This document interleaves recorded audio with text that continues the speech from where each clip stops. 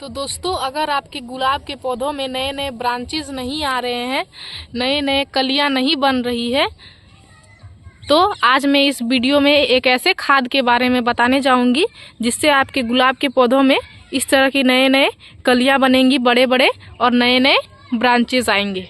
नमस्ते दोस्तों, मैं हूं किरण और मैं स्वागत करती हूं आप सभी का मेरे इस YouTube चैनल छोटी सी बगिया में। तो चलिए इस वीडियो को शुरू करते हैं।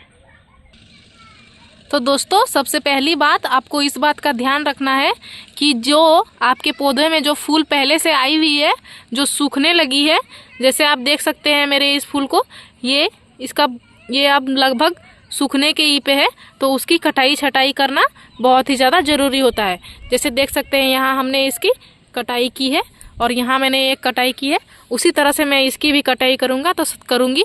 तो सबसे पहली बात यही होता है कि हमें अपने पौधों का देख रेख करना है और उसकी समय समय पे कटाई छटाई करते रहना है।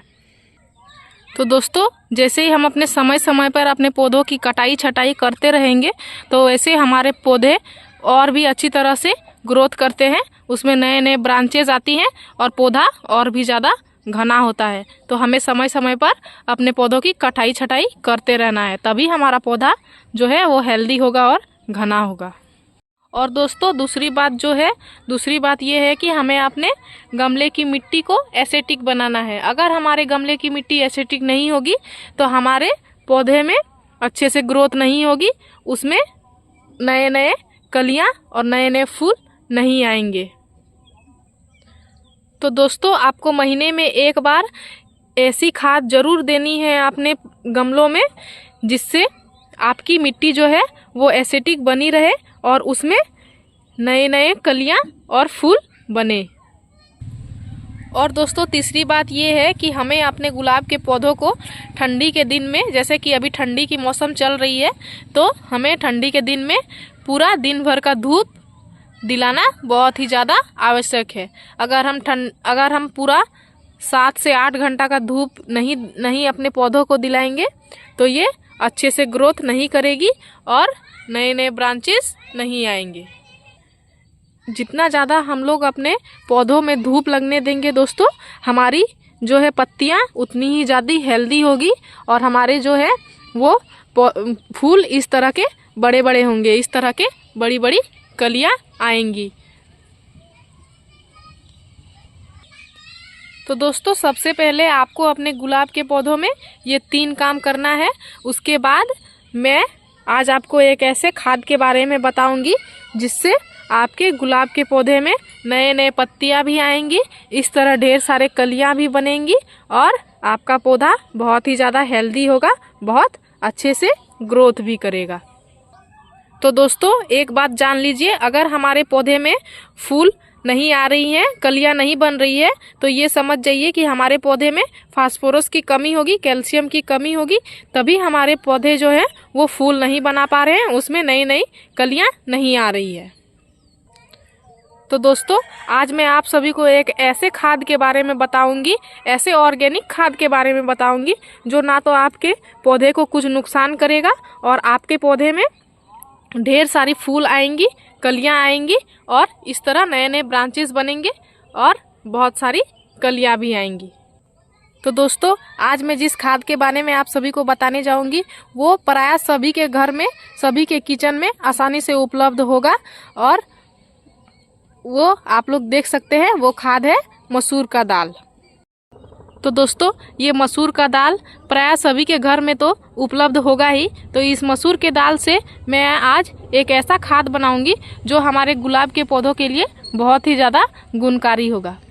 मसूर के दाल से मैं कैसे आज खाद बनाऊंगी, चलिए मैं इस वीडियो के माध्यम से आप सभी को दिखाती हूँ। तो दोस्तों, इस मसूर का दाल को आपको क्या करना है, इस मसूर के दाल को आपको एक मिक्सर का जार लेना है और उसमें क्या करना है, अच्छे से इसको पीस लेना है और पीस के पाउडर बना लेना है। तो देख सकते हैं दोस्तों, इसको हमने पीस लिया है और ऐसे महीन पाउडर बना लिया है। तो चलिए अब मैं बताती हूँ कि इसका हमें इस्तेमाल कैसे करना है अपने पौधों में। तो दोस्तों, अब क्या करना है, अब इस पाउडर को जो है वो अपने गमले में 2 से 3 चम्मच डाल देना है। अगर आपका गमला 10 इंच से छोटा है तो आप 1 चम्मच डाल सकते हैं, और अगर आपका गमला 10 इंच का है, 10 इंच से बड़ा है, तो 2 से 3 चम्मच डाल सकते हैं। तो सबसे पहले हमें क्या करना है दोस्तों, इसकी मिट्टी की अच्छे से गुड़ाई कर लेना है, अपने गमले की मिट्टी की। बिना गुड़ाई किए दोस्तों हमें अपने गमले में कोई भी खाद को नहीं डालना है। तो सबसे पहले हम लोग इसे अच्छे से इसकी मिट्टी की गुड़ाई कर लेते हैं। देख सकते हैं इसका हमने अच्छे से गुड़ाई कर लिया है। अब क्या करना है, चम्मच से हमें 2 से 3 चम्मच इसमें डाल देना है।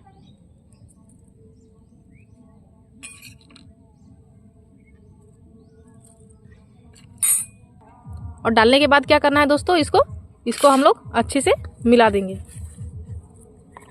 कुछ इस तरह से बहुत ही अच्छे से मिला देंगे मिट्टी को।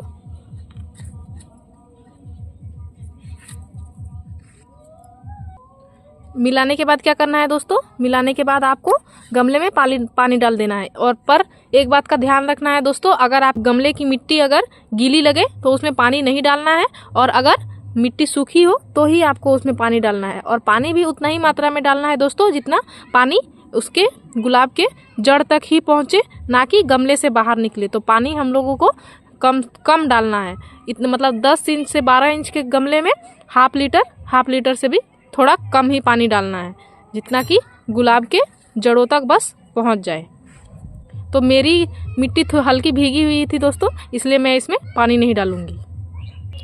तो दोस्तों इस खाद का इस्तेमाल करने से क्या होता है, इसमें नई नई कलियां भी बनती है, ऐसे बड़े बड़े कलियां बनती है, ऐसे बड़े बड़े पत्ते आते हैं, और हमारे पौधों का जो है वो विकास बहुत अच्छी तरह से होता है। तो दोस्तों अगर आपको मेरी वीडियो में दी गई हुई जानकारी अगर आपको अच्छी लगी तो आप इस वीडियो को लाइक कर दीजिएगा। अगर आप हमारे चैनल पे नए आए हैं तो हमारे चैनल को सब्सक्राइब कर लीजिएगा। इस वीडियो को पूरा देखने के लिए आपका धन्यवाद। मिलते हैं अगले वीडियो में। नमस्कार।